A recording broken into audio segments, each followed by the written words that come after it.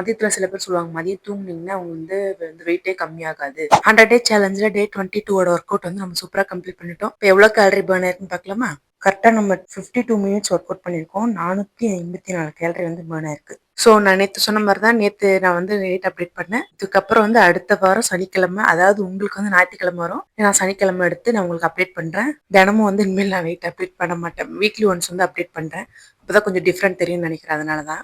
So இப்போ அடுத்த work பார்க்க போகலாம். மார்னிங் பிரேக்ஃபாஸ்ட் பார்த்தீங்கன்னா ஒரு பாயில்டுக்கு 3 பீஸ் சக்கரவள்ளி கிழங்கு, அதுவும் ஸ்டீம் பண்ண சக்கரவள்ளி கிழங்கு. இதுதான் மார்னிங் பிரேக்ஃபாஸ்ட். லஞ்ச் பார்த்தீங்கன்னா 2 கோதுமை தோசை, கொஞ்சம் வெள்ளரிக்காய், 2 முட்டை, கொஞ்சமாக சிக்கன். இதான் இன்னைக்கான லஞ்ச் பிளேட்.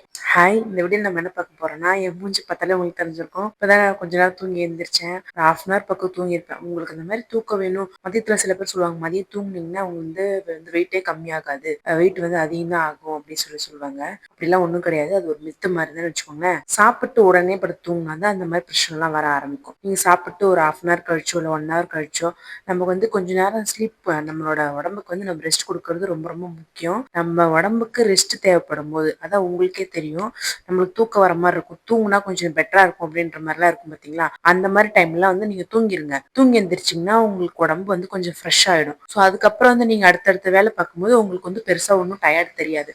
ஸோ நீங்க வந்து தூங்காம அந்த தூக்கத்தை கட்டுப்படுத்திக்கிட்டு தூங்கக்கூடாது, தூங்கின உடம்பு போட்டுடும் அப்படின்னு சொல்லிட்டு ஒரு சில பேர் சொல்லுவாங்க தான்.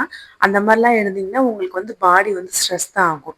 ஸ்ட்ரெஸ் ஆகி என்னடா உடம்புக்கு தேவையான நம்ம தரலான்னும் போது அது ஒரு கட்டத்துக்கு மேலே வந்து ஒரு ப்ரெஷர் மாதிரி ஆகிடும். ப்ரெஷர் மாதிரி ஆகி ஸ்ட்ரெஸ் ஆகி அதுதான் இன்னும் உங்களுக்கு வந்து உடம்பு போடுறதுக்கு வந்து ரீசனாக இருக்கும். ஸோ சாப்பிட்டு உடனே தூங்காதீங்க. ஒரு ஹாஃப் நீங்க தூங்குறதுல தப்பே கிடையாது. மதிய டைம்ல தூங்கலாம். மதிய டைம்ல தூங்குனா வந்து உடம்பு போடும் அப்படின்னு சொல்றதுலாம் இல்லை, அப்படிலாம் கிடையாது. எனக்கு தெரிஞ்ச வரைக்கும் இல்லை, எனக்கும் அப்படி ஆனதும் கிடையாது. ஸோ நான் இப்பதான் ஒரு 1/2 மணி நேரம் தூங்கி எந்திரிச்சேன். தூங்கி எந்திரிச்சு இப்போ கொஞ்சம் நல்லா ஃப்ரெஷ் ஆயிட்டேன். இப்போ போய் நான் வந்து நடக்க போறேன். நீங்களும் நடந்துருங்க. ஸோ உங்ககிட்ட அப்படிலாம் யாராவது சொன்னாங்கன்னா அது வந்து எனக்கு வந்து அது ஒர்க் ஆகலை. அதாவது வந்து தூங்குனா வந்து உடம்பு போடும் அப்படின்றது வந்து உண்மை கிடையாதுன்னு தான் நான் சொல்லுவேன். ஸோ வந்து சாப்பிட்டு உடனே படுக்காதீங்க. சாப்பிட்டு ஒரு 1/2 மணி நேரம் 1 மணி நேரம் கழிச்சு அதுக்கப்புறம் நீங்க தூங்கி எந்திரிக்கலாம். எந்த பிரச்சனையுமே கிடையாது. அதனால உடம்பு போடுமான்னு கேட்டா கிடையாது. ஸோ இதுதான் நான் உங்க கூட ஷேர் பண்ணணும்னு நினைச்சேன். ஏன்னா நான் இப்போ வந்து தூங்கி எந்திரிச்சேன்.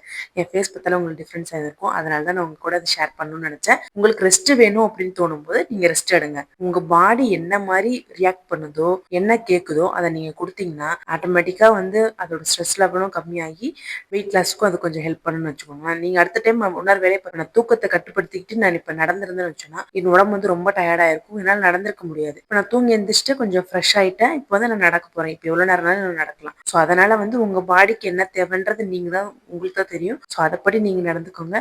கண்டிப்பா வந்து சூப்பரா வந்து வெயிட் லாஸ் பண்ணிடலாம். இப்போ வந்து இன்னைக்கு பாத்தீங்கன்னா எனக்கு 22 டேஸ் ஆயிடுச்சு. எப்படி இப்பதான் ஆரம்பிச்ச மாதிரி இருக்கு, அதுக்குள்ள வந்து 22 நாள் ஆயிடுச்சு. ஸோ ஓரளவுக்கு பரவாயில்ல. முன்னைக்கு வந்து இப்போ எனக்கு கொஞ்சம் வெயிட் லாஸ் கொஞ்சம் நடக்குதுன்னு வச்சுக்கோங்களேன். இந்த நான் பண்ற ஒர்க் அவுட் அந்த மாதிரி இருக்குன்னு நினைக்கிறேன். ஏன்னா முன்னாடி நான் 30 மினிட்ஸ் தான் பண்ணுவேன். நீங்க பார்த்து தான் தெரிஞ்சுக்கும். 30 மினிட்ஸ் இல்லை 20 மினிட்ஸ் அதிகபட்சம், அவ்வளவுதான். அதுக்கு மேல போகாது. ஆனா இப்பெல்லாம் வந்து 40 மினிட்ஸ் 50 மினிட்ஸ் அந்த அளவுக்குலாம் கொஞ்சம் நான் வந்து அப்டேட் பண்ணியிருக்கேன். எக்ஸசைஸும் சரி, நான் டைமிங்கும் சரி கொஞ்சம் அதிகம் பண்ணியிருக்கேன். ஸோ அதனால இந்த டைம் வந்து ரிசல்ட் கொஞ்சம் நல்லா இருக்கும்னு நம்புறேன். சாட்டர்டே வந்து நான் உங்களுக்கு வந்து வெயிட் அப்டேட் பண்றேன். இப்போ நான் நடந்துட்டு வரேன். நீங்களும் நடந்துருங்க. 10,000 ஸ்டெப் கம்ப்ளீட் பண்ணிட்டு நான் உங்களை நைட் பாக்குறேன். டின்னருக்கு நான் வெறும் தர்பூசணி மட்டும் எடுத்துக்கிறேன். ஸோ இன்னைக்கு டே 22 வந்து நம்ம சூப்பரா கம்ப்ளீட் பண்ணிட்டோம். இப்போ நோட் பண்ணிடலாமா? ஸோ எனக்கு டே வந்து ஃபினிஷ் ஆயிருச்சு. இன்னைக்கு நான் சொன்ன ஒரு இன்ஃபர்மேஷன் உங்களுக்கு புரிஞ்சிருக்கும்னு நினைக்கிறேன். ஸோ உங்களுக்கு என்ன டவுட்னாலும் என்கிட்ட கேளுங்க, நான் சொல்றேன். ஸோ உங்களை நான் டே 23ல பாக்குறேன். பாய்.